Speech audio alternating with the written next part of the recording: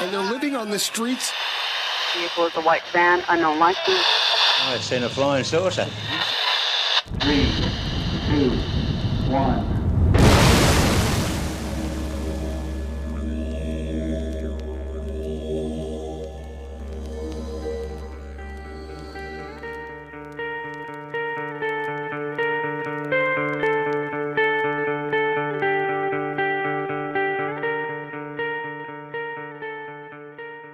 Welcome back to the Lost Frequency Podcast. I'm Tom. And I'm Rye.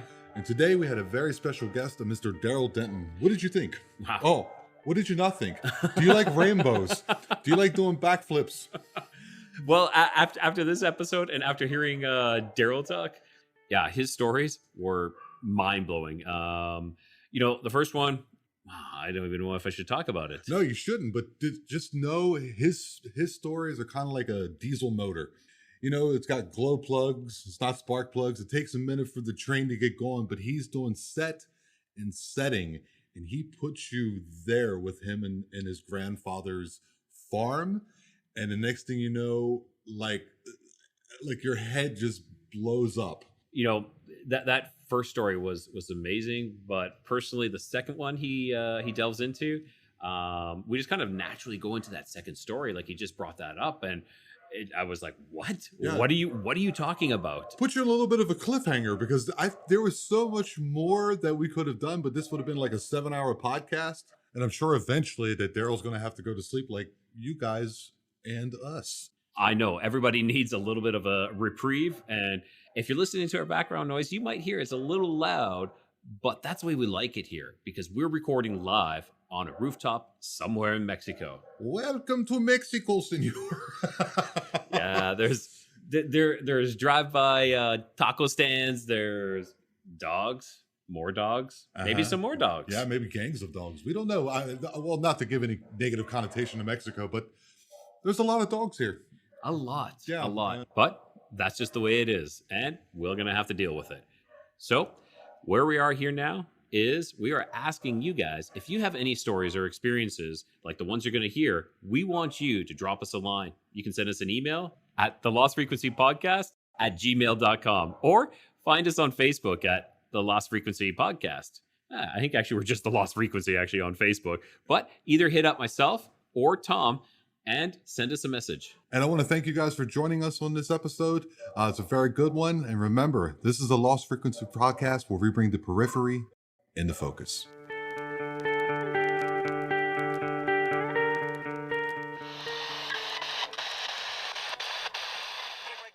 All right, so we're on the Lost Frequency here with Darrell Denton. All right, Darrell, why don't you tell us a little bit about yourself and where our listeners can find you? Okay, I'm Darrell Denton. You can find me at my group, which is called Bigfoot Believers and Other Creatures on Facebook. Well, I think we're the largest, fastest growing group in Facebook history, mainly because of all my good people that are in it, not because of me. I've been into the Bigfoot cryptid stuff since 1992, when I had my first encounter. I lived in Tennessee all my life. I stay on the Atlantic Ocean on the coast, close to the Outer Banks between Virginia and North Carolina. A couple weeks a month with my kids, and then I go home to Tennessee and stay the other part. I was a mayor, and I retired from there in 2016. I did all the political thing with commissioner and alderman, mayor, all that. I spent about 26 years in that. Basically, have another business or two that I run that's called Purify, that I've been doing for quite a few years. And honored to be on your show, and I appreciate you having me on. We're honored to have you, sir. Yeah. So thank you so much for agreeing to be interviewed. And it sounds like you got a great reputation, a great background. And your Facebook group, we're a part of it. It's a fantastic community for sure. Yes. I was on there recently, and there was a lot of interesting things and little like links you can follow and things like that kind of bring a lot of this to light. And we want to thank you for that as well. No, I appreciate y'all being on. I really do. I think that we have a lot of good members there. Have some huge names in our group. Some of the biggest names you can find. Ron Moorehead's in our group, and Lyle Blackburn, MK Davis. We've got about all the big stars in there. Then we got our normal researchers like myself. I call myself an experiencer, not a researcher. And my team and a lot of my closest best friends are in the group, and we basically try to help people learn, and we're a no criticism group, so people can feel free to tell their stories, encounters, or share their pictures there without anybody being having their feelings hurt or ashamed to tell their stories. So that was the biggest reason I started the group about a year ago. That's awesome, and that's what we want to extend, that same type of relationship here. Where people can come on, they're not going to be shamed or laughed at or ridiculed. We're here to not to question their experience, but to have questions about their experience. We want to know more about what you've seen, what you saw. What was your feelings? Because we believe you. Sure. Yeah, I think there needs to be, when I had my first encounter, you couldn't tell anybody because everybody thought you were crazy. So it's changed a lot in the last 30 years, but it's more open now than it's ever been. But there's still always those that want to criticize or don't believe in it, and what I call the non-believers, and that's okay, but they still need to be open-minded if they're in our group. So. Yeah, that's the topic that we bring up. And people tend to make fun of things that they don't understand, and that's the same thing like children do. When someone has braces for the first time, they like make fun of you, or. But that's not what we're about. We're Sure. about creating and fostering an environment where people feel comfortable to tell us whatever they want to tell us, and let everyone else decide for themselves. Yeah, I agree with that. Yeah. Yeah, and also it's like yeah, and we're okay with like skeptics. It's okay to be skeptical, but you shouldn't be laughing at something. You should take in everything with a grain of salt, and take it in, analyze it, and when you come to the conclusion of most of these, they're heartfelt story, not heartfelt, but story, like people are actually experiencing these, how they're experiencing them. They're not making this shit, they're making this stuff up. This is for real. Like, it's affected people's lives. Like, I know my experiences have affected my life. Like, it's ingrained with me. Like, I remember it to this day, all my experiences. Oh, sure. My first experience definitely changed my life forever. So, it took me a good 7 years I never got over it, but I mean, it took me about 7 years before I even went into the woods again. So, Sure, Mr. Denton. Could you maybe tell us about that? Because that sounds interesting. That would be a great way to start. yeah, just call me Darrell. Mr. Denton is nice, Oh, but you just call me Darrell. Be fine. No I'm problem sorry. there. My father always taught me to be polite. Oh, I understand. And Mine that's did just what I'm too. doing. Mine did too. Yes. We've lost a lot of that too in society, so I appreciate that. But my first experience was it happened on November the 7th, but it was November the 6th, 1992.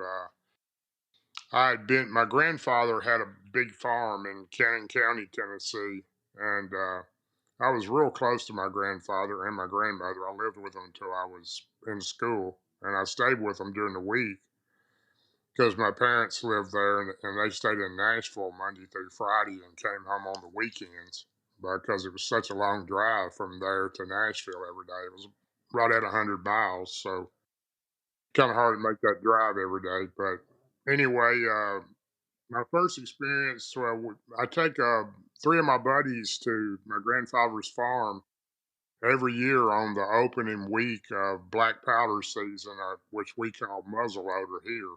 Um, Yes. and We have that too. And yeah, November 6th is the beginning of it, right after Halloween. That's exactly what it, because I'm from Maryland, okay, and that's yeah, exactly when it is. yeah, Yeah, that's the same it is for us too. Yeah. yeah. It's usually the first. It's usually the first weekend of November, and we went up there for 5 or 6 years before this year, me and my same friends, and I'd pull my camper up there. I had a nice camper back in that day, and I'd pull it with my truck, and we'd park it next to my grandfather's barn. And then my other buddies would follow me in their truck and a trailer, and we'd bring all of our four wheelers and pretty much camp out there for the whole first week of black powder season, and we always got deer, and it's a real good area for deer hunting. So we had some stands we built for that were there for quite a few years, and we would use those, or we would carry climbing stands. But this particular trip,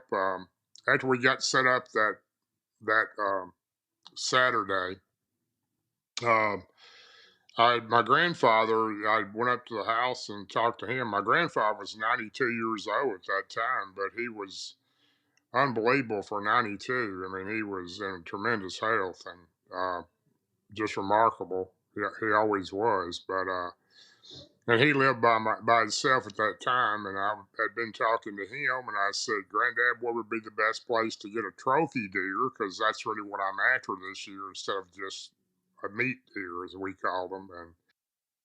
And he said I was on his back porch, and he pointed over to these big hills. And if you're familiar with Tennessee, there are lots of hills, hollows, and mountains. And when I say hills, they're 45-degree angle steep, and they're pretty rough to climb. But that's where he pointed to. He said, if you go to that third hill there and go down the other side of it, you'll see a creek, and there's part of an old grist mill there. And the house I was born in is also there to the far left, and you can probably still see the roof, but the house is fallen in by now. So I basically got my climbing stand and headed that way. And now, when you go through my grandfather's backyard, you go into the field there, and there's a gate that you have to go through to get into the field, small gate. Um, and the field he had cows in, and you'd have to go about 200 yards to the wood line through kind of a sage grass field. And I'd done that day. And I went across the barbed wire fence at the first, before you go up the first hill. It's a newer fence, and climbed the first hill, and I got over the top of that one and went down, and there was an older fence there you could step over.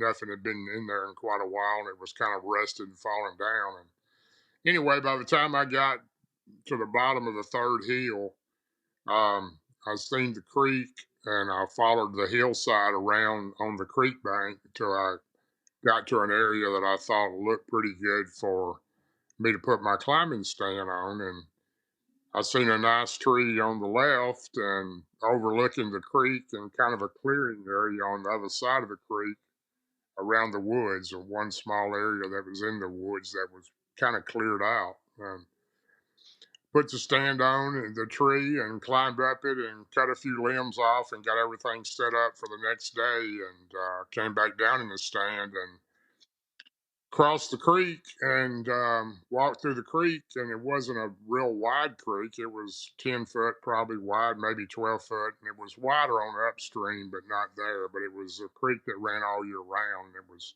probably about a foot deep.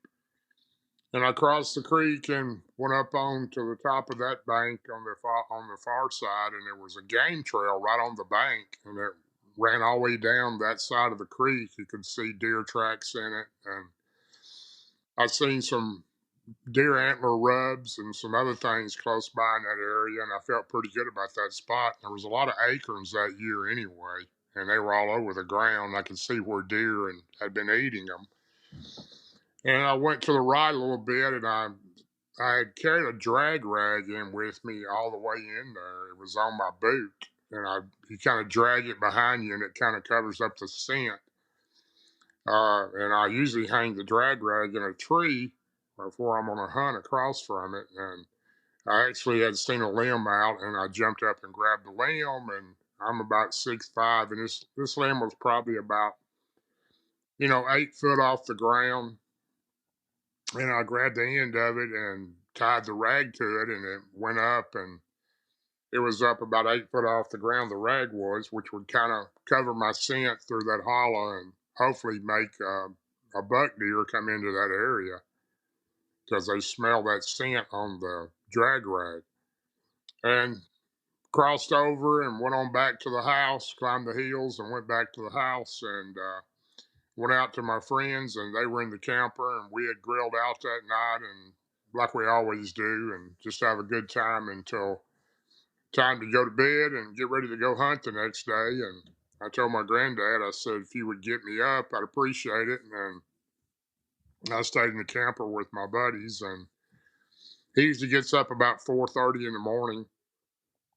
And he came down that morning and knocked on the side of the camper, and I heard him knock, and I got up and went out and drank a cup of coffee with him at the house, and then I headed on to my spot there, and went through the gate behind his house and crossed the first barbed wire fence, and I had my rifle, of course, and my extra equipment, my extra powder, powder horn, and things that I carried with me, and had a flashlight. And after I crossed the first barbed wire fence, which was going up the first hill, I got up on top of the first hill, almost to the top, and I remember hearing something walking to the left of me, and it sounded like a person walking, and it kind of alarmed me because we're real remote out there. There's not a lot of homes or houses around there, mostly just farms, and they're a good distance from my grandfather's farm.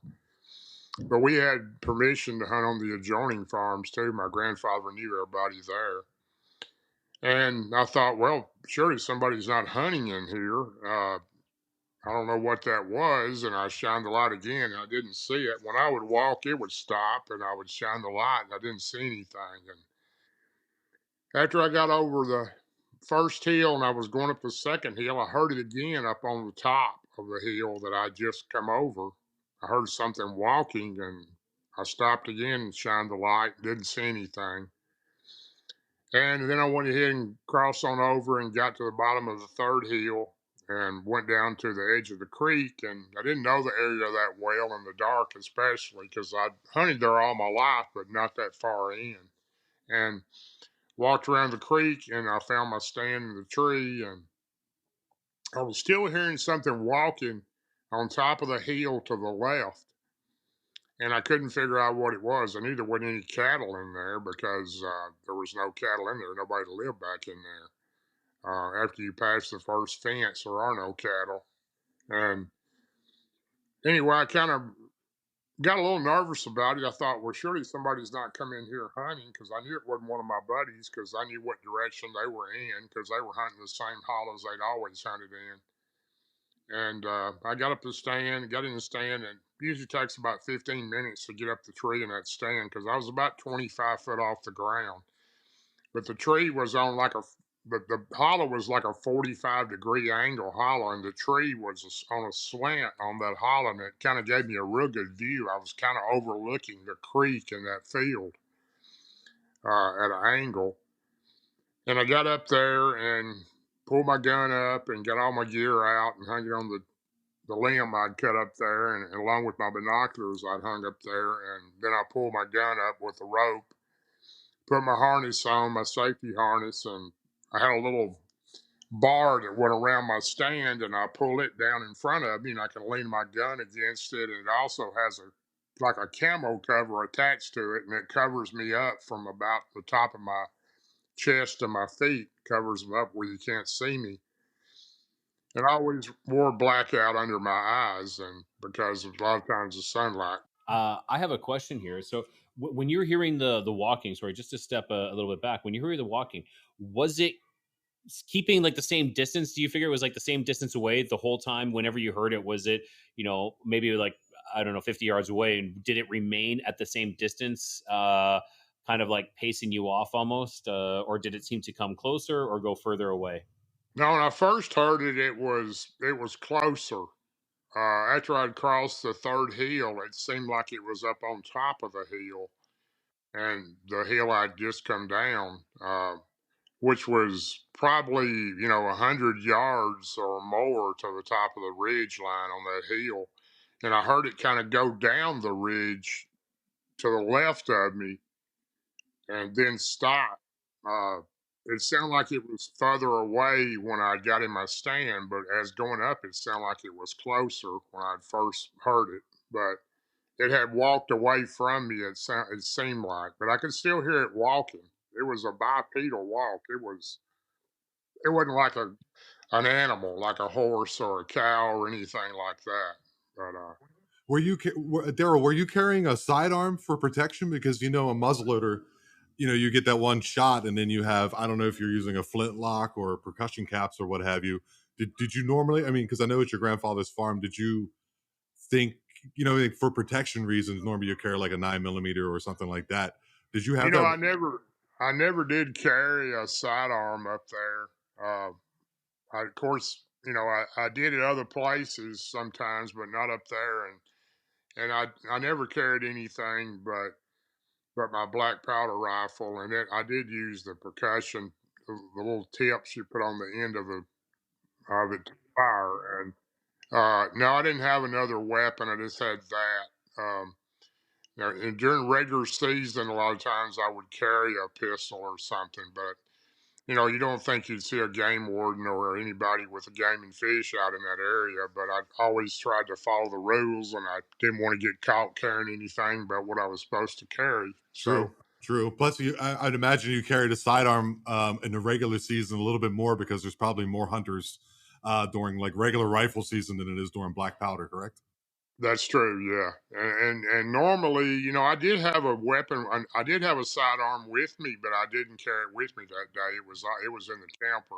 Yeah, But just trying to paint a picture because you're yeah, in the dark, and all you have is maybe one shot because you don't know who's out there. Could be some person with right. nefarious ideas, and he's trying to mess with you. So, yeah. Yeah, it was kind of alarming, really. I really kind of hurried up the tree because I was thinking, is this somebody in here that's going to walk up? That was my thought. I really thought it was another person in there.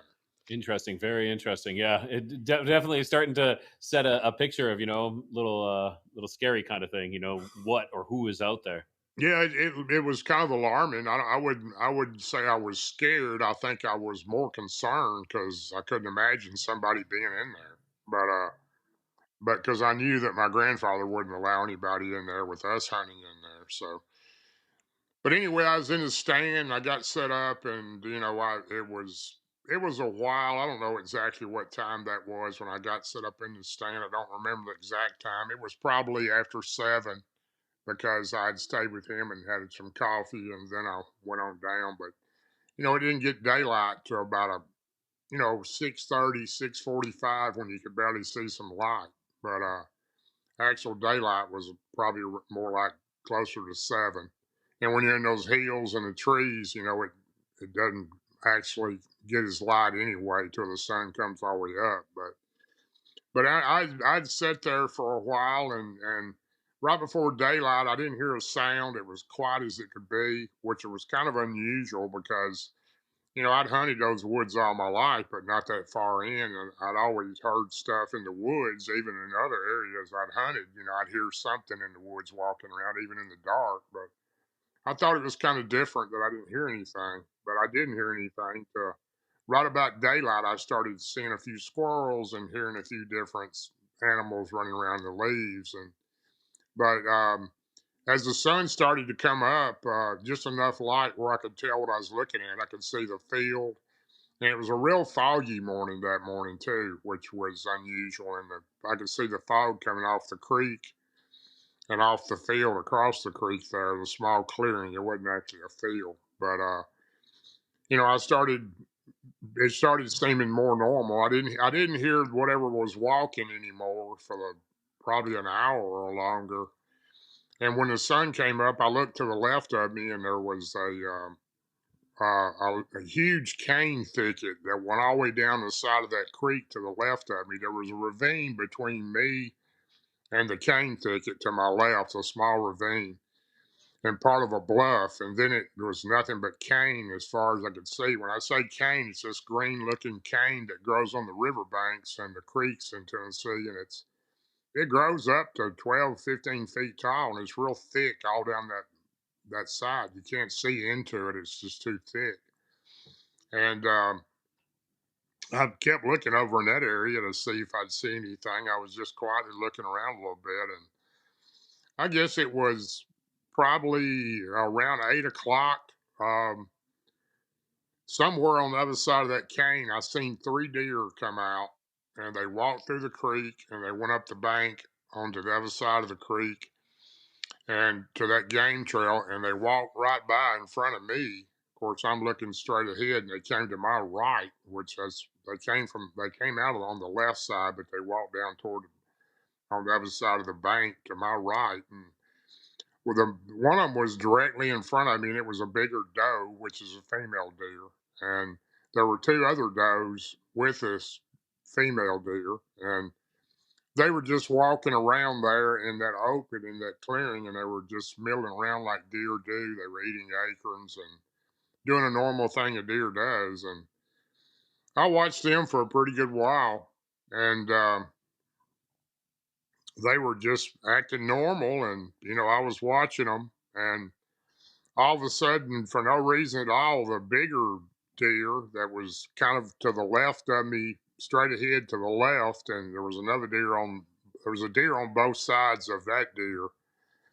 And they just, all of a sudden, the bigger deer's head went up and was looking right toward that cane thicket. And her ears were standing up. All three of them's ears were standing up, and they were just dead still staring at that cane thicket. And that kind of caught my attention. I thought, well, there's a big buck about to come out of here, and that's what I'm looking for. And they stared for a few minutes, and then all of a sudden, the bigger deer stuck her head up, like she was smelling, and then she made took her right leg and kind of like pawed a couple of times, trying to get something's attention, is what it seemed like. And then all of a sudden, she had her head up and made a real loud blowing sound, like deer do when they're spooked or they see something. And yeah, they do that. They tend to do that. Like if a deer is like, they'll paw at the ground and kind of they'll make like this weird sound to kind of tell others, hey, there's something here, pay attention. correct, that's what it was trying to do. And I'd seen deer do that before. I've deer hunted all my life at that time, since I was probably 10 or 12 years old.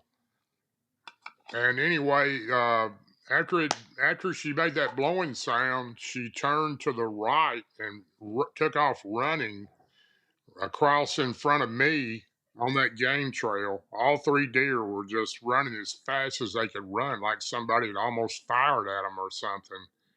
It was really kind of different. I couldn't understand why they'd been so spooked like that, but they just took off running as fast as they could, and I watched them go out of sight down the side of that creek bank till I couldn't see them again. And I started thinking, well, here comes a big buck that's going to be coming out over there somewhere. That's what I was thinking. And I sat there, and it wasn't but just a few minutes, maybe 5 minutes. And then all of a sudden, I could see the cane to the left of me. In the middle of it, I could see the tall parts moving. It was like something huge was moving inside the cane, and it was swaying back and forth. And I started thinking, well, this must be a huge deer, because I've never, it would take a big animal to make the cane move like this was moving. And I'm thinking the whole time it's just a trophy buck. And, I watched that cane move all the way till it got to the edge of the cane, and then out steps this creature. And I couldn't even believe what I was seeing. I was just kept staring at it. I remember even just thinking, am I really seeing this? And I couldn't see it perfectly at that time, but as it turned, it took one leap and leaped completely across the creek, like it just jumped across it and landed on the other side on the game trail, and turned to the right and was walking almost directly straight ahead of me where I could see it overlooking it. And it walked down this path, and I was just I just couldn't believe what I was seeing. I thought, what in the world is this? I mean, I've never seen anything like that. And when it got to almost in front of me, it turned and looked right at me. It knew exactly where I was at. It looked right at me and stood there for a second, and then it showed me its teeth. It gritted its teeth, showed me its teeth looking at me, just staring me down in the top of that tree. And I don't scare very easy, but I've never been that scared before. I thought, what is this? I mean, what what is what? I mean, I'd heard of Bigfoot before, but I didn't think they were in my area. I thought if they did exist, they were out in the Pacific Northwest or in Washington or Oregon. Darrell, I got to stop you for a second. All right, we're just going to break to a commercial right now. So we'll be right back with Darrell Denton. Hey everyone, this is Rye from the Lost Frequency Podcast, and we're sending a signal out to you for help. We need you to leave a review for our podcast on Apple or Google or Spotify or wherever you listen to your podcasts. That little bit of your time goes a long way for us. Also, don't forget to share it to your friends, your family, to your coworkers, to whomever you want to share it with. Just go ahead and share it. All right, let's tune back into the Lost Frequency and continue with our show. All right, and we're back. You're such a great painter of a picture that literally I got a cold chill down my spine. And this is something from 30 years ago. And I got, Rye, help me out here. I'm swimming. Yeah, that is crazy. I'm sitting here kind of speechless myself listening to your story here, Darrell. That is crazy. So how big would you estimate the size of this creature to be? You know, like maybe height and width? Well, it was. I know I'm pretty close to the height on it, because let me go into this part of the story and I'll tell you why I know the height. Because as it was staring at me in the tree, I mean, I'm kind of like you guys. I still have the hair raised on my arm telling this story because I feel like I'm living it again because I remember it so well. But it actually, after it showed me its teeth, it did this real low growl. And it was the worst sound I'd ever heard. It was like a cross between a real mean dog and maybe a lion or something. It was just a real low guttural mean growl, like, why are you here? And when it did that, I was just absolutely frozen. I could hardly move, and I remember putting my hand on my gun, and I started to lift my gun, and I started thinking, if I shoot this thing, I've only got one shot, and if I don't kill it, it's coming over here and getting me. And I didn't think one bullet would kill this creature because it was big. And then after it made the growl, it walked to the right a little bit, right in front of me. It reached up, it pulled down that drag rag and that tree limb, and his head was almost touching that tree limb. So it was about 8 foot tall or maybe a little more. And when it grabbed that rag, it took the whole tree limb and just ripped it out of the tree and threw it on the ground. And when it did that, my whole body went into a panic. I remember just being frozen. I couldn't hardly move. I thought, this thing is coming across the creek. It's going to pull me out of this tree and kill me. And that's what I thought it was going to do. And it went back to the same spot it was at, and it was still staring at me. And my thought kept thinking. I remember I had one of those old Timex Iron Man watches that I used to wear back then, and I wore them because they had a light had what was called Indiglow. You could see what time it was. Right, Indiglow. I remember That's that. funny. I had one of those. Yeah, I loved those watches because I hunted and fished all the time, and I could always push that button and see what time it was. And I remember pushing the stopwatch button on it. It was 8:23 when I first seen it, and when it looked at me after it growled, after it broke that limb out, I was at the point where I didn't know where to jump or to fire. I didn't really know what to do. I was just frozen. And I remember I couldn't hardly even breathe, but it was just, I didn't know I had that much fear in me. And I know I've never been that frightened before, but then all of a sudden it lets out a complete scream, like roar scream that was so loud it just echoed in my ears, and it echoed all down that hollow. Just a huge loud scream. I thought, well, this is it. It's coming across the creek. It's going to come up this tree and get me.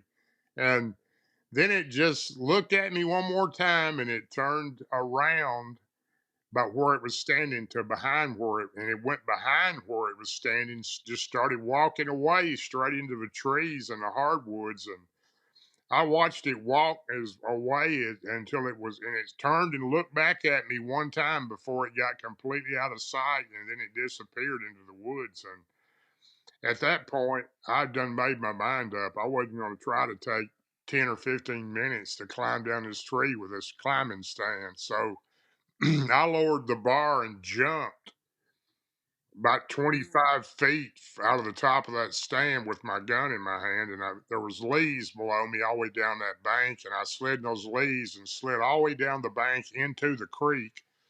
And I jumped up with my gun above my head and ran up the creek bank and took off running around the side of that hill, that ridge. And then I ran up the ridge as fast as I could go. I kept looking back to make sure it wasn't behind me, and I got to the top of the ridge and just could barely go because I was so out of breath.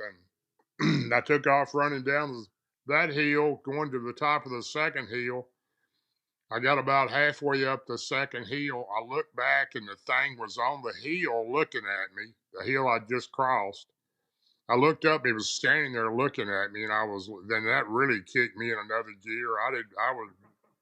I thought, well, this thing's going to chase me down.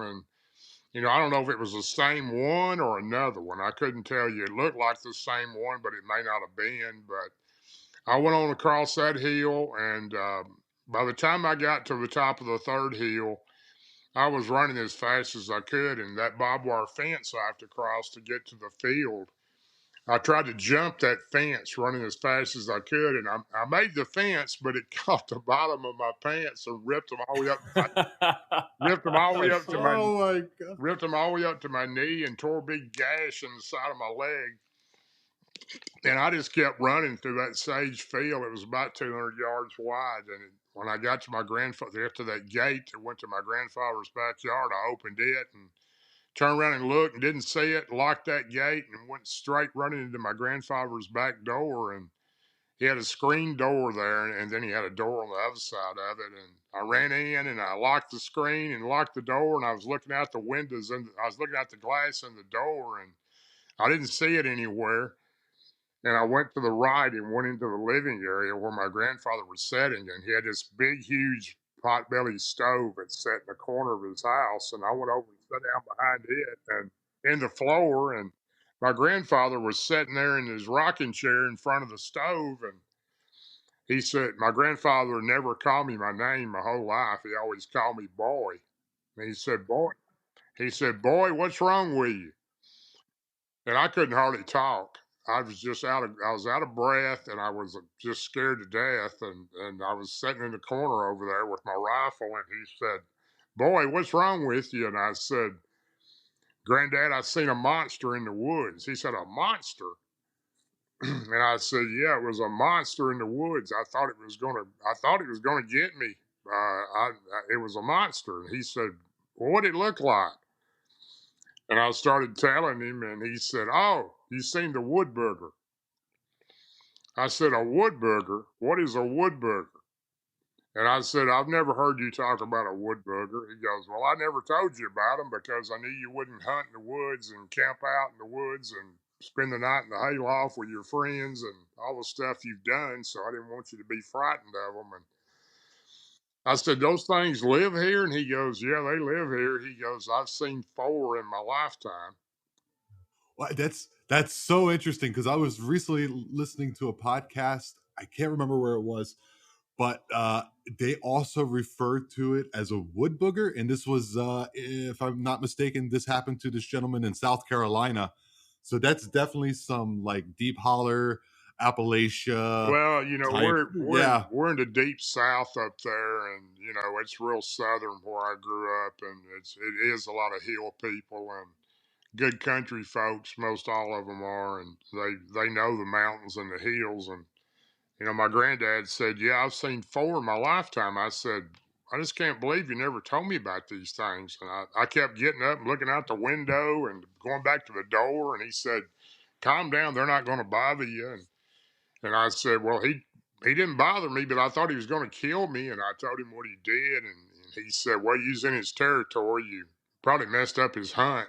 And I said, well, why didn't you tell me they were over in that area? I wouldn't have went. He goes, well, I didn't think much about it. He said, I didn't think you'd run into one of them. And he said, I'll be in the fields working sometimes and I'll hear one or I'll look up and see one watching me while I'm working. And I said, they don't bother you? And he said, they've never tried to bother me, no. He says that in the wintertime, they come to the hen house, and he had a big hen house to the left of his house. An old wooden hen house that he had made block, that his dad had, or his grandmother, whoever, had built years ago, and it was made out of logs. It was a log hen house. And he said, they'll come to the hen house when they get hungry, and they'll take a couple of chickens, and they'll leave a little pile of rocks and sticks like they're paying for it. I said, really? These wood boogers, and your grandfather's seen them 4 times. Sorry, I'm a little lost for words because it seems so casual. It was casual. That's what was bothering me. Yeah. Yes, sir. I can imagine. It's just like neighbors down the road. Yeah, we got some neighbors down the road. Yeah, I see some we cats. We don't see them very much, but they're here. Have other neighbors in the neighborhood, other friends or neighbors of your grandfather also? Have they also seen these wood boogers as he described them? He said they had. He said when he was a young boy in that hollow where I was hunting, where his house was, I think he told me he was 7 or 8 years old. He lived there with his parents and his brother and his uncle, his dad's brother, no, his mother's brother. And he said that one time when he was a little boy, his uncle was squirrel hunting, and one of those things got after him and chased him all the way home, and they were in the house all night. He said that thing was walking around the house all night trying to get in. So to get a time reference on this would be maybe in the 1960s, 70s? Oh, no, this was my granddad. My granddad was, well, my granddad was born in 1900. So right. I did the math earlier. So then around 1910, then possibly, or even earlier than that, 1907 or something. Yeah, 1908 or 9. And he said one chased him home one time, and he ran in the house, and they barred the doors, and he said they could hear it walking around the house all night long, huffing and growling and wanting in, but it didn't get in. It didn't bother him, but but he had known about them, and the only story I'd ever heard anything about anything. Of course, that there's different type of Bigfoot, and this particular one is he called a wood booger, and of course, in 1992, I didn't have cell phones or the internet to look up anything, so I actually went to the library when I went back to Nashville, and several times, and I finally found some pictures of different Bigfoot. And what the crazy thing was, the number 2 one in the book was called a wood booger. It was the top 2, number 2, called a wood booger, and it looked just like what I'd seen, except it didn't have red eyes. This one had red eyes in that picture, but the one I seen just had black eyes, and it was solid black. Yeah, would you be able to describe it a bit? So you're saying it had black eyes and it was solid black. Was there any, what about the shape of the head or anything like that? Can you give us a bit more description of what it looked like? Yeah, the head looked like a human head. It wasn't a cone shaped head or the high ridge type heads like I've seen. I've seen 3 different type of Bigfoot in my lifetime. 2 since my first one, 2 different other types, but I've never seen another one like that one. And it was the meanest looking thing I've ever seen. Its mouth was kind of shaped it had regular straight teeth, no fangs or anything, but it had kind of the right side of its mouth was kind of twisted, like it's hard to explain, like the lips were. It was just really mean looking. It was solid black. It was 8 foot, a little bit bigger. I'm guessing somewhere between 600 and 800 pounds. And it had the face Had hair all around the face, but not under the eyes. Right below the eyes, closer to the bottom of the nose, it was mostly like black leather in between that and the forehead before the hair started again. And it was just, I never seen, it was just the meanest looking thing you can imagine. I've never, after I seen that picture, it was like shocking because it looked just like the face except for the eyes. And it was, I actually looked it up again a couple years ago on Reddit. It's called Reddit. Somebody told me I could look up pictures of them on there, and I actually did. I actually posted some of it in the group, but Yeah, we'll definitely have to share that with us so we can put that on our Facebook page as well, because we'd definitely like to see that. I just have another question. So when it screamed at you, not the first initial growl, but when it screamed, was that like kind of how people describe the infrasound, where it kind of goes through you and you're almost vibrating yourselves? We had a previous guest saying that he felt like his intestines were reverberating. I've been zapped 3 times in my life, and I didn't get zapped that day, but I call it zapped. I don't know if it's infrasound. Me and one of my best friends, Barton Nunnelly, who I research with, him and Martin Groves, we all think it's some type of radiation, but it would, when it screamed, it was, I've never heard a scream like that since. And I've listened to, of course, Ron Moorehead. I've such great respect for him with Sierra Sounds. I've heard lots of different tapes of Bigfoot screaming and what they thought was Bigfoot screaming or hollering, and I've still never heard one like that. So I can remember how it sounded, but I've never heard one like that. It was so loud and it went so long. I mean, it was like the vocals. It seemed like it lasted at least a minute just to scream, and it just went on, and it echoed down that whole hollow too, which made it even louder. So it was definitely life changing, and I just never, it took, well, I didn't sleep seriously for weeks or months after that. I'd wake up with a nightmare about this thing. So, Yeah, I can only imagine, Darrell. I have an interesting question. Do you think, because these wood boogers, as they're being told to me now, this is like I said, maybe the second time I've heard of them. Do you think they were more prevalent in the older times because there was maybe less population of humans, and maybe we didn't hear about them because people didn't talk about them? But what is your opinion on that? Do you think there were more in the past, or is there more now? I think there's definitely more now. Oh, no doubt, definitely more now. I think the numbers I've heard, and I don't know about wood booger itself.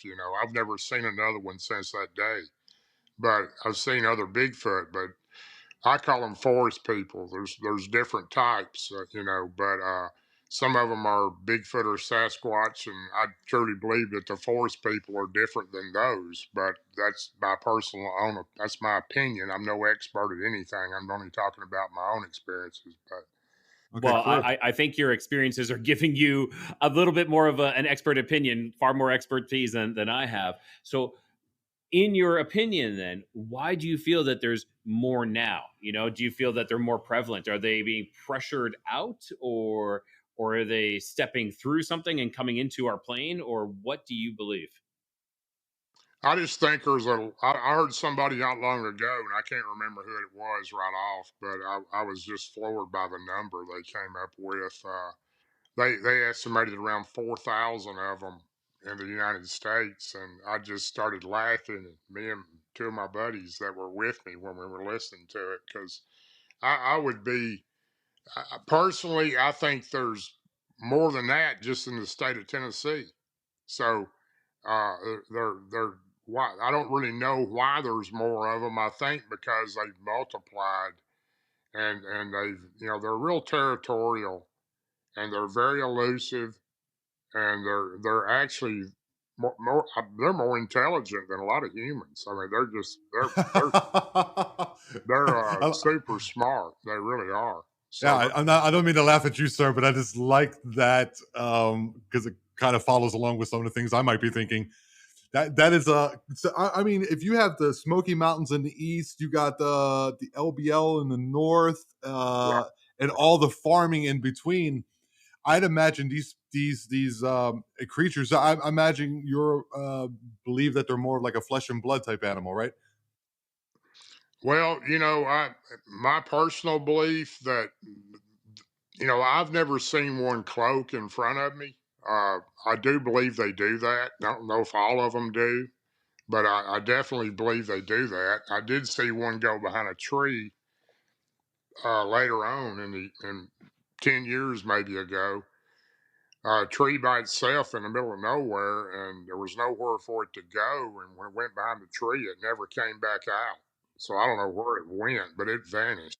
So That's amazing. That's yeah. We Please, have Rye. our previous guest had talked about actually able to see one grab a stick, break a stick off a tree, hit the tree, a portal opened, and the Bigfoot was looking over his shoulder because there was people approaching, a group of people approaching over a ridge. Like the witness didn't know that there's people there, but this Bigfoot was looking over, like he knew, he could see that there was something coming, and the Bigfoot then stepped through this portal and disappeared.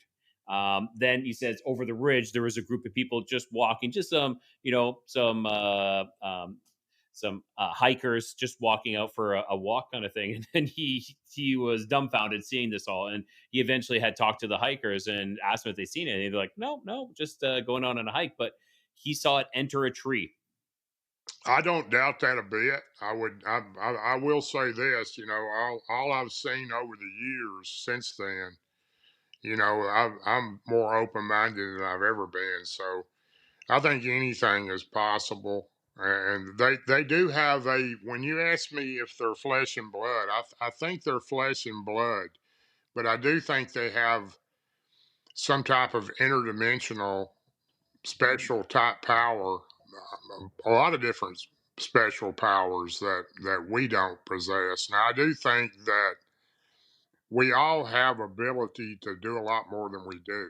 Absolutely. Absolutely. I agree with you. Yes, sir. I agree with you 100%. Yeah, I agree too. I believe we have a lot more things that we just don't even know, or we have forgotten as a species. And I agree with you on your beliefs of what Bigfoot is. I think they're flesh and blood, but I think that there's a lot more to them than just being flesh and blood. Like there's so much more. Well, I know from later on experiences that I had that I befriended a group back in '99 to about 2001 by complete accident. Surely wasn't in the woods hunting; it was an accident. But I learned so much from that group, and they were nothing like the wood booger. They were more like the patty type looking one. So, but they can read they somehow know your intentions. So, when you're there, they know why you're there. If you got in your mind you're going in there to shoot one or harm one or something like that, you're not going to get a nice reception. They're going to try to run you out of there, or they're going to try to be aggressive and make you feel fear and leave. So I think that's another reason so many people, when they go into the woods, they call themselves researchers. I don't call myself a researcher. I'm an experiencer because I experience these things, and I think some people, I don't know why or how, but some people have something in them that they're more reluctant or that to see them than other people. Some people, I got friends who've been in the woods 40 years. They've never seen anything. So, they tend to read you because I've been thinking things before, and they beat me to what I was thinking. So their senses is incredible. So when you get out of your vehicle, they know when you get out of your vehicle. You don't have to be in the woods. They know you're coming. So I don't know how they do that, and they do have scouts. I know that they usually have the juveniles that are out peeking somewhere, watching you to see where you're going. But So Darrell, I have a question then. So do you like just hearing what you said, but you think they can read minds? I think that is completely valid. Do you feel that maybe when hunters go out there, not necessarily in their mind to hunt Bigfoot, but they're hunting possibly the prey. They're in competition with Bigfoot. Do you think that's maybe why Bigfoot is aggressive? It's like, I can read your mind. You're in competition for my food source, and I'm not I'm not going to be your best friend when you're out here. Maybe that's one of the reasons. That would be very possible. I know for sure there's three things they definitely know. They know what a camera is. How they know, I don't know. But they don't like cameras. They know what a weapon is. When they see a long gun or even a pistol, they know what it is. And the weird thing about it is they know what Jesus Christ is. So it's So Interesting. if you Interesting. invoke the name of Jesus to some like, or like they know that you are a believer in the faith of Jesus, what happens? What is? How do you know that, sir? well, I mean, I had an experience in 2020. I'm jumping way ahead here. After, I've been very fortunate. I don't know why I've been, my two best friends that I have three or four friends that I experience things with. I go out in the woods with, and Martin Groves has been one of my best friends for 41 years, and he has the same type of thing I have, but he has it with Dogman where I have it with Bigfoot. Because when we go out together, I can feel Bigfoot where they're at. I can feel them being around. I get a feeling when they're around and that I don't have when they're not around. And he does the same thing with Dogman and Barton Nunnelly. He rebuked them about 8 years ago, and he don't hardly ever see anything, and he's with us. We can see him, but he can't see him. So uh, it's Oh, very, Very it's interesting. very. In 2020, I had a group of Bigfoot that it was a few rogue ones that kind of terrorized my farm. They followed me home, and I couldn't understand why because I never had any problems with the clan that were in that area. But these two, I don't know the real reason why they did it, but it got so bad that, I contacted my friend Michael Patterson, and he had told me about Scott Carpenter. And, Scott's also in our group, and Michael is too. But I was having a real difficult time. They were really terrorizing my farm and scaring my animals to death and my horses and everything else. And I got to the point where I was afraid they were going to kill me. So they were banging on my house at 3 o'clock in the morning, and all kinds of stuff went on for about a 2.5 month period there. But I didn't want to shoot them, but I was at the point where I thought they were either going to get me or I was going to get them. And he told me to rebuke them. And when I did rebuke them, and how you rebuke them is you have to be a Christian, first of all, and believe in your heart that Jesus Christ is the Son of God, or it doesn't work. And I do believe that, and I am a Christian. So he told me to go to all four corners of my house and all four corners of my farm or my property and announce, in the name of Jesus Christ, leave my property and my home alone. And I was like, you mean to tell me I've been sitting in the house for 2.5 months with two guns waiting for them to come in on me, and the rebuking is going to work? And he said, if you're a believer of Christ, it will work. And I did it, and it worked. They left me alone. Wow. fantastic. So I have a question about that. Do you believe that it's the power of Christ actually that is preventing them, or is it that their belief and their respect of that is like, okay, we're not gonna come here anymore? How do you feel about that? Both. Both. Mm. Awesome. Okay. Interesting. Very interesting. Yeah, I think they know what Jesus Christ is. I think Dogman knows what Jesus Christ is. I think he definitely knows who Jesus Christ is. Dogman is scary, man. Now, Yeah. I have a question here. So, do you feel like when you say you can feel Bigfoot, do you feel that you are been like connected with them, or they've given you the ability to do that? They're like, okay, like almost like you're approved, you're in the club, or something like that. Like you have that connection with them. Do you feel that they granted you that?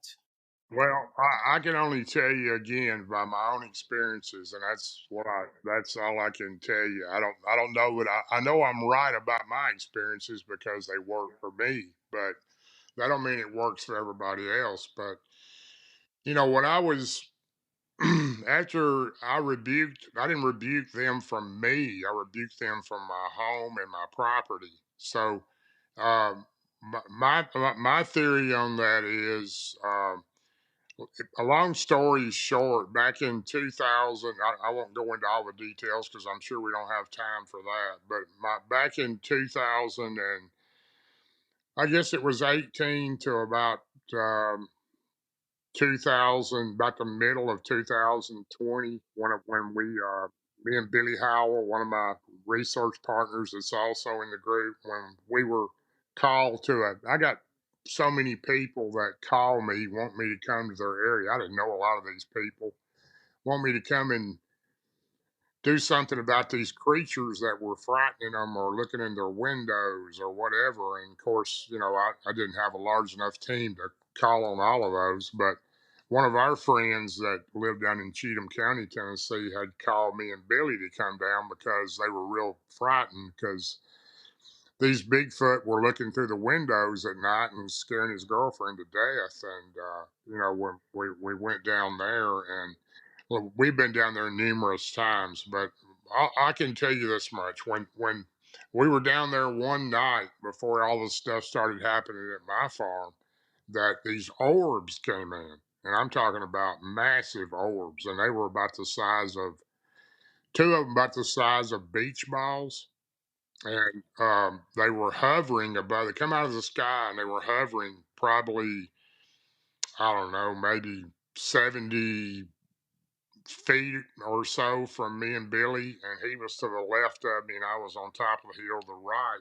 And this thing had come across the ground that night. We had never seen anything like that in there. And these things, um, this light bulb was coming across the ground this particular night, and I watched it come down the hill way up in front of us, and it just kept coming. It looked like a light bulb on the ground.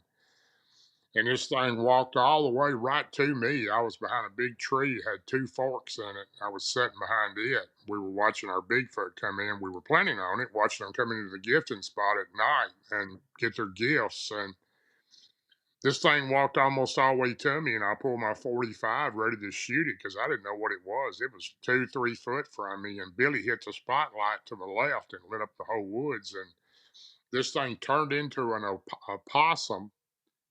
It turned into an opossum. It hissed at me and turned around in a natural possum form and walked back. It turned in from like a ball of light into an animal, and it walked back to that hill. And that's where the orbs came down about 30 minutes later. And ever since those orbs came down, we had all kinds of strange things happen for the next 2 weeks. He and I both did, but I got zapped that night, and it come from the orbs, I guess. I don't know what it came from, but I was sick, and he was sick, and we had our alarms go off in our truck, and which was about 200 yards behind us, and for no reason at all, we couldn't get them to shut off, and we lost our electronics, our FLIR, everything. My watch stopped at 12:48, and when I got back to the vehicle, the lady who lived there had called Billy on his cell phone right before everything went dead and said, "These creatures are at the house. Y'all need to come to the house." And we took off running down that path. These orbs, we were leaving anyway, but these orbs were in the woods, and we didn't know what they were. They just kept hovering and just right in front of us, and they were red, orange, and pink, and it was really strange. And about a week later, I noticed like two mosquito bites on my arm. One was on my right elbow, right next to my elbow, and one was on my left elbow. And I had noticed it before, but a couple of weeks went by, and I thought, what is this? I'd never had anything like that. It was kind of like swollen up, and couldn't understand what it was. And went to the doctor, and they said not to worry about it, and gave me some medicine. But anyway, it kept getting bigger and bigger on my left arm. And I know it sounds pretty crazy, but I actually got my pocket knife and I cut it open and I dug out like a little piece of rice that was gray in color. It was about the size of a piece of rice. And it was so hard I couldn't cut it. It was just like hard as a rock. And I don't know what that was, but I don't know if these things put trackers in me. I didn't even know it was called a tracker until a couple of years after that. And somebody started telling me that I probably had trackers, but that may have something to do with why I feel them because I still have the one in my right arm. I can't get it out. But, you know, I felt them before then, but I feel them now better than I ever did. Darrell, please, you're blowing my mind. We have to get back to this story maybe at a different time, but we're gonna mark this on our thing. Me and Rye's jaw is literally on the floor right now, and then I'm so excited and scared and confused and happy. I have so many questions. Like I have a couple questions about this. Like this light bulb, was it like a creature? Was it walking towards you? Like, can you No, it wasn't walking. It was like it was just barely floating across the ground, real slow, and it was coming toward me. Okay. After it went down the hill, it went down in the ravine, and I didn't see it. And then it came up out of the ravine. I could see it coming again, and it looked like the only way I can put it is it looked like a. Billy was laughing about this yesterday when I talked to him about it. We still laugh about it because we thought it was the strangest thing we'd ever seen. This light bulb coming through the woods, and it looked like a light bulb on the ground. And then when it gets right next to me, I mean, I was starting to kind of get kind of weird feeling. This thing was coming right to me, and it walked to the tree, and I was behind the tree, and I pulled out my 45, and he hit the big lamp he had. And when he did that, it lit up that area, and it went from a light bulb into a possum. And it opened its mouth and hissed at me. It was that close. It was 2 foot from me, and then it turned around and went back as a normal possum. And what was a possum? Was a possum glowing or anything? Like, did it have any after effects from being this light? no, it was just normal possum after the light bulb part. So I don't know how it did that. I have no idea. It was really strange. We'd never had anything like that to happen to us down there before. We had been in there where the Bigfoot were, and they were Bigfoot, and we had seen the female, and we had seen the juvenile, and the juvenile would come out and get the gifts, and um, I've never seen the big ones. Billy, we went down there during the week every couple of days and left them some food, and they loved cantaloupes and bacon, and their favorite was those two, and they loved jelly-filled donuts, and they would eat them. They loved them. So, but they never gave us any trouble. We hadn't had any trouble out of them. The bigger ones, there was a 12-foot male down there that Billy had seen, and it was very strange how all of a sudden these orbs showed up. It was so different because we had never seen anything strange in there. But, definitely. And do you feel like those? Was there anything different in the air? Like, was there any like static? And when you said you got zapped, I actually I've got tons of questions, but so. Calm down, Rye. So, if you said you got zapped, I'd love you to kind of explain that a little bit. Like, I understand what you mean. It's kind of like some sort of like inside. Like, were you unable to move, or what was? Well, I don't really know a right term for it. I call it zap because people seem to know what that term means. But it's.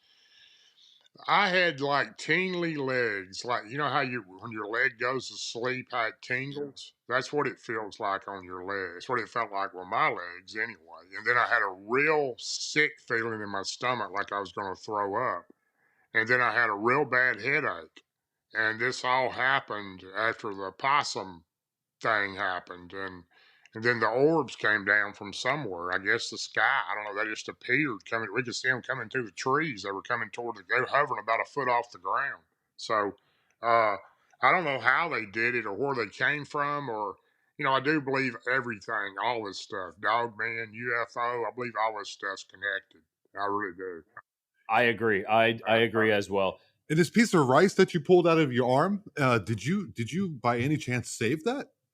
I saved it in a little baggie for quite a while, and I'm sure I probably still have it somewhere. But since then, I've moved, and I don't know where it's at, but I do have it somewhere. Yes. So, I had several people look at it, and they thought it was something I'd stuck in my arm.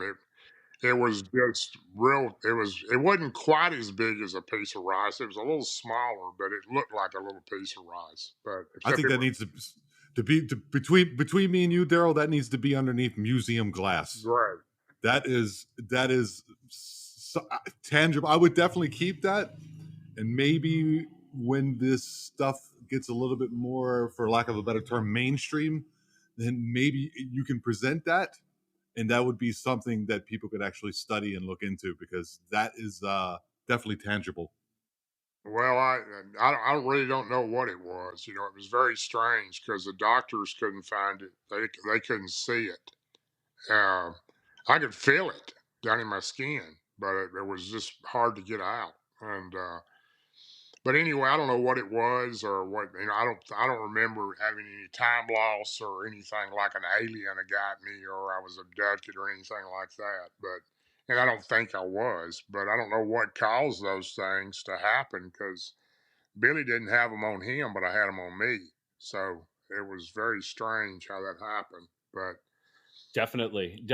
I agree, Darrell. Like these stories you have told us are fantastic, and I can hear that you have so many more, and I know we're kind of starting to run out of time here. So we definitely want to have you back. I heard that you're heading out to the LBL here soon. yeah, me and my close friend. I don't know if you know Martin Groves or not, but he's real close to me, and we've been friends for 41 years. And he's if you check his books out, he's got Beast Between the Rivers, and he's also got his newest book, which is Beast Between the Rivers, A Tale of Death. Martin is the one who was almost killed by a dog man at LBL back in '93, and he's I have Yeah. heard. Yes, we are very aware of this story. Yeah, It's one of my I've heard. favorites. I heard that story. It's amazing. It's amazing. It's very captivating. And scary. Like I think like I heard him say that he's a 411 survivor, and he I is yeah, he really is. He's just a super good guy too, and Barton Nunnelly is my other friend that we go to LBL together, and we try to get up there at least once a month and stay 2 or 3 nights together. But they're great guys to be with, and Billy Howell also he's involved with us too, and but they're good guys. They've had a lot of experiences. Barton's had some incredible stories of how he grew up with the Bigfoot trying to kill him and his family. So there's they're great guys to be with. I'll be glad to do whatever I can to help you with any of the stories or tell you what you'd like to hear. I've had lots of encounters, and a lot of people, it's hard to believe for a lot of people that I've had as many encounters as I have, and it's kind of hard for me to believe, but I have, and it's I got to tell you, I definitely you are you are grade A believable for me. And I think it's really wonderful that you have such a great team around you of friends that you've been around for over 4 decades. I think you described it. And when you come back from the LBL, maybe in a month or two or however we space these out a little bit, but it definitely, if you're willing to come back on, we would be more than happy for you to come back, sir. sure, I'll be glad to come back on with you guys. I appreciate y'all having me. Thank you very much, and thanks for being in the group. And uh, not a problem, Darrell. if you would, anybody that's listening, if you would join our group, Bigfoot Believers and Other Creatures on Facebook, and join Martin Grove's book, his group, Inhumanoids by Barton Nunnelly. And of course, Martin Groves is in my group. He's an admin, and so is Barton Nunnelly. And my other close friend, Billy Howell, also in there. And we got a lot of good members. Jeremiah Fountain, really, really close friend too, and so many. Jennifer Appleton and Robbie McQuarrie, and we just got so many Kenny Busby. We've got so many good people in our group that have had major experiences, and that helps out a lot with me because I can relate to what they've been through. So, Martin and I used to talk about this. We couldn't tell anybody because Martin was chief sheriff's deputy of the county when I was mayor, and we couldn't talk about it because they think we were crazy. For the listeners out there, please do us a favor, join Darrell's group and go out there and buy Martin Groves' books. He's written 2 of them, and I think he also has a 3rd one coming down the pipe. Is that correct? Okay, That is cool, awesome. fantastic. And go out and support these people. They're because I believe, and I'm sure probably Rye can back me up, they're actually doing things. They're like, I don't know, how would you say? They're like Magellan of sorts. They're going into the woods and there are explorers. They're braving these world, and they're finding out all this new information. They're finding out everything. They're discovering all this information, and that's only building our research, building our understanding of what these are. And this information can, in my opinion, can save lives. Oh yeah, no doubt. That's a big format from Martin and Barton Nunnelly. Martin Groves, he's concerned about so many missing people, and LBL's got a lot of that.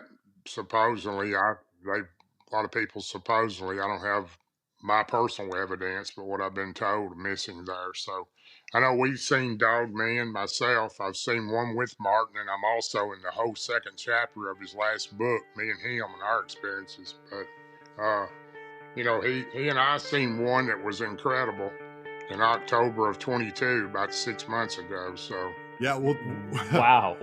Well, Darrell, when we get you back, I want to hear that story. And feel free to pass our name on to Martin or to Barton as well. Pass our name on, and we'd love to interview them as well. We really appreciate you giving us your time this evening, and incredible stories. All right, thank you very much. I appreciate you. Thank you too, Darrell. We really, really appreciate it as well.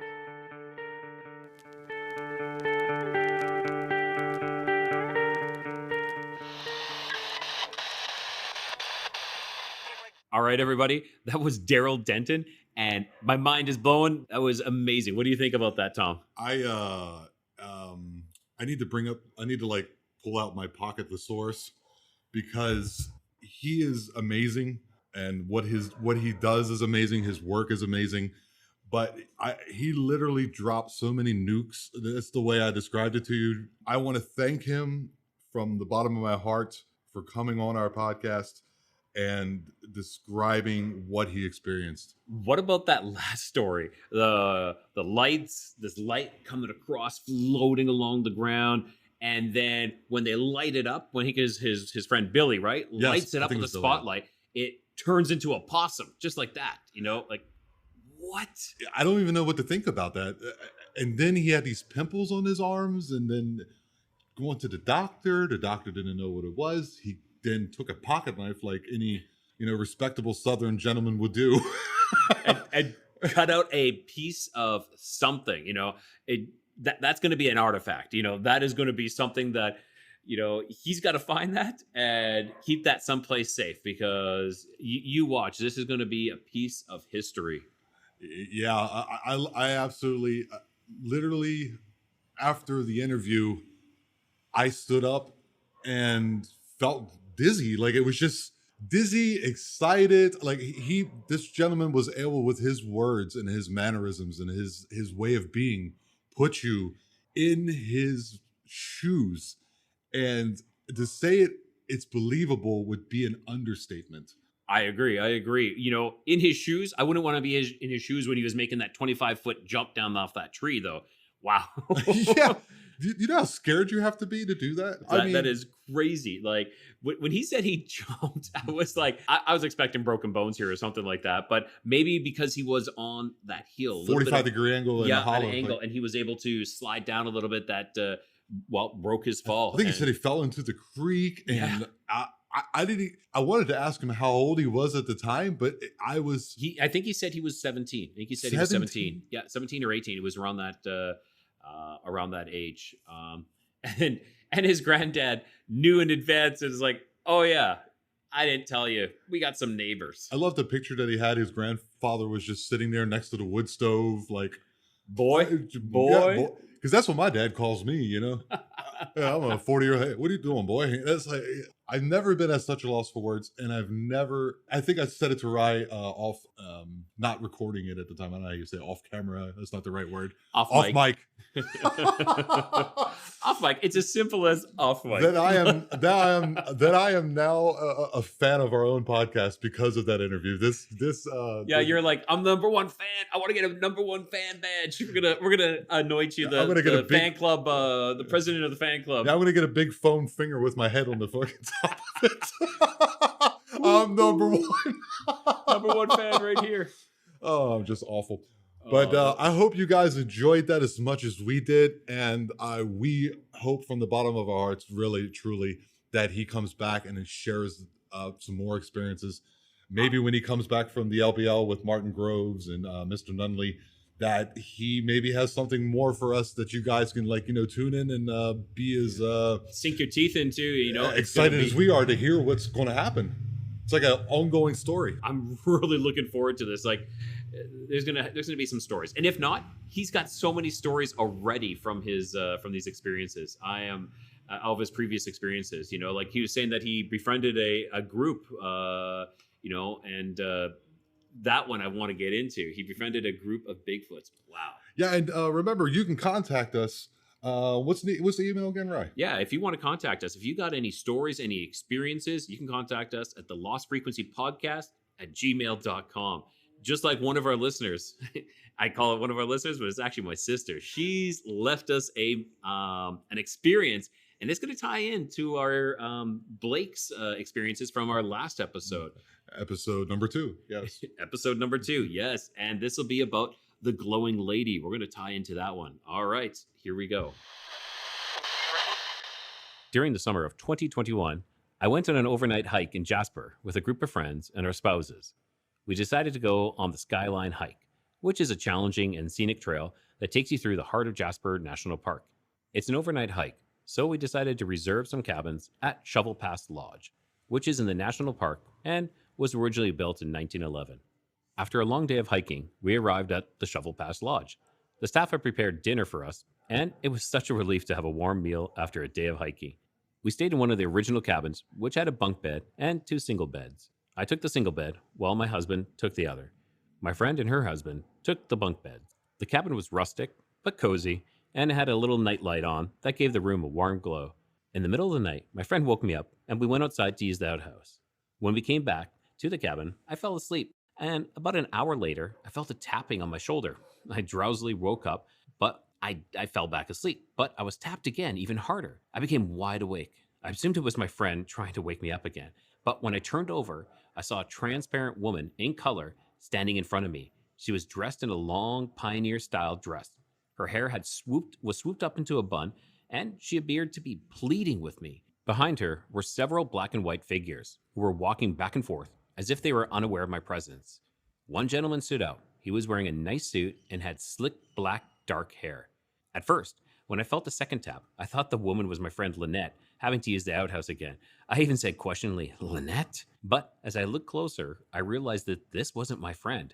The woman standing by my bed was not solid, and I could see through her.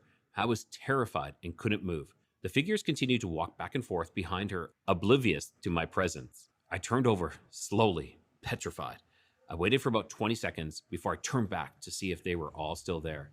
However, the figures disappeared. It was hard to fall asleep after that. The next morning, I told my friends about what I had seen, but no one believed me except for my one friend. She could see the fear in my eyes and knew that I wasn't lying. We started to look at the pictures on the walls of the lodge, and I found several pictures of the lodge and its guests from the early 1900s. One of the men in the pictures had slicked back hair. I immediately recognized him as one of the figures I saw during the night.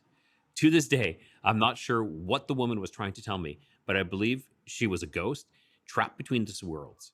Perhaps she had unfinished business or needed to communicate something important. I wish I had listened to her and tried to understand her message, but in the moment, I was too afraid to do anything but turn away. It was an experience that I'll never forget. That was an incredible story. That sounded like something that could be in The Shining. Like, for real. Like, maybe like later if she goes back to the lodge, she'll see herself in the picture.